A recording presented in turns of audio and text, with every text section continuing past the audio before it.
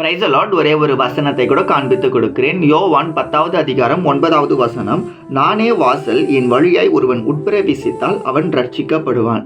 இன்னைக்கு ஆண்டவர் நம்மளை பார்த்து சொல்றாரு, மகனே மகளே, நான் தாப்பா உங்களுக்கு வழி. என் வழியா நீங்க வந்தீங்கன்னா நீங்க ரட்சிக்கப்படுவீங்கன்னு சொல்லி ஏசப்பா இன்னைக்கு உங்களை பார்த்தாங்க சொல்றாரு. உங்க எல்லாருக்குமே ஒரு வழி தேவைப்படுது தானே. உங்க கடன் பிரச்சனை மாறதுக்கு ஒரு வழி தேவை. நீங்க வாழ்க்கையில முன்னேறதுக்கு ஒரு வழி தேவை. நீங்க வெளிநாட்டுக்கு போறதுக்கு அந்த பாஸ்போர்ட் பிரச்சனை எல்லாம் மாறி அந்த காரியங்கள்லாம் நடக்கணும், அதுக்கு விசா ப்ராப்ளம் இருக்கு, அதுல ஒரு வழி தேவை. நான் எதிர்பார்க்குற காரியம் நடக்கணுங்க, எனக்கு குழந்தை பிறக்கணுங்க, என்னுடைய வாழ்க்கைக்கு பிரச்சனைகள் மாறணுங்க, நான் எதிர்பார்க்குற விஷயத்துல இன்னைக்கு ஒரு அற்புதம் நடக்கணும்னு சொல்லி அதுக்கான வழியை நான் தேடிட்டு இருக்கேன்னு சொல்றேன். மகனே மகளே, எல்லாருக்கும் ஒரு வழி தேவை, ஒரு பாதை தேவை தானே. பாதை இருந்தால் தான் பயணம் பண்ண முடியும். அந்த பாதை தான் ஆண்டவராகிய இயேசு கிறிஸ்துன்னு இன்னைக்கு ஆண்டவர் உங்களை பார்த்தாங்க சொல்றாரு. நானே வழின்னு சொல்றாரு.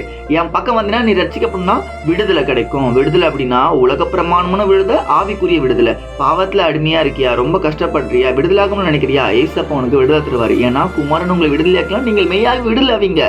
ஏசப்பா தரத்துக்கு ரெடியா இருக்காருங்க. அவருடைய வழியில போறதுக்கு நீங்க தயாரா இருக்கீங்களா?